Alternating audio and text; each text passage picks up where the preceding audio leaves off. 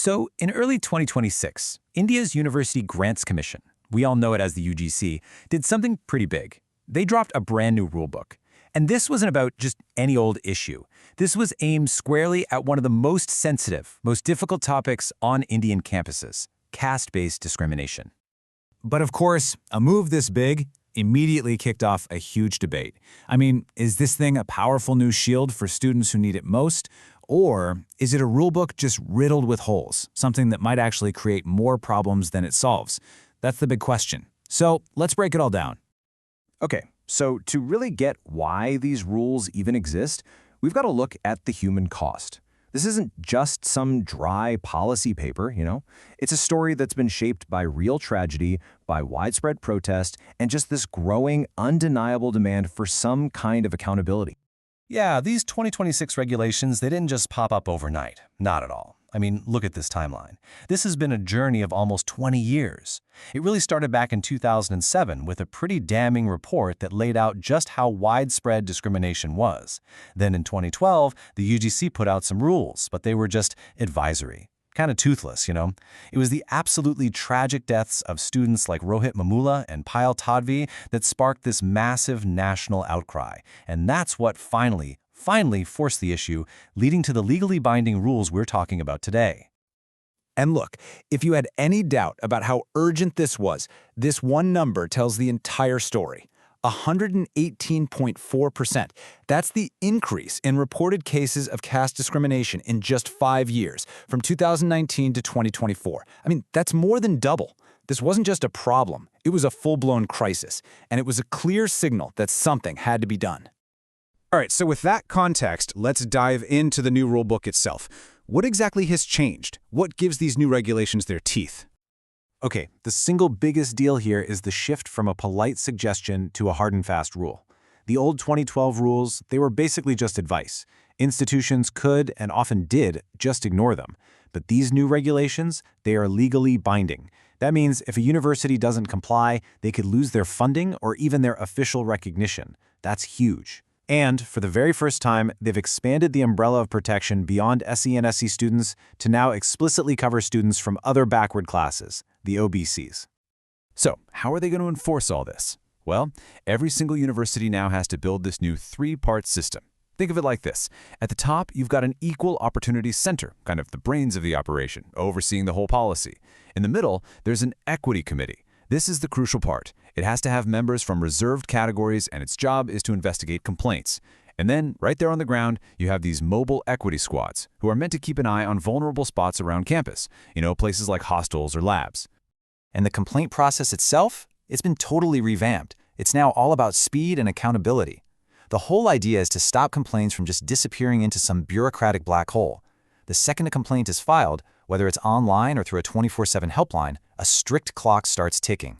The committee has to meet within 24 hours, they have 15 working days to submit their report, and then the head of the institution has just 7 working days to act. It's fast, and it's designed to force a response. Okay, so that's the what. Now let's get to the really interesting part, the great debate. Because for every person who sees these rules as a landmark, necessary reform, there's someone else who sees a deeply flawed system that could open up a whole new can of worms. All right, on one side, you have supporters like sociologist Satish Deshpande, and their argument is pretty powerful. It's that the best thing about these rules is that they drag the issue out into the open. For so long, discrimination was something that could be swept under the rug, denied, or just ignored. But this new framework, it forces institutions to acknowledge it, to address it. You just can't pretend it doesn't exist anymore. But then you have the core counter-argument. And it goes something like this. Critics, like Professor Latika Gupta, are saying these rules are missing the point. They're treating casteism like it's a problem of a few bad apples. A biased professor here, a couple of bullying students there. But the real problem, they argue, is way deeper. It's systemic. It's baked into the very system itself, in language barriers, in how students are graded, even in the curriculum, which often isn't built for students coming from really diverse backgrounds. And this right here is a huge point of contention. See, an earlier draft of these rules had a clause to penalize people who filed false or malicious complaints. But in the final version, that was taken out.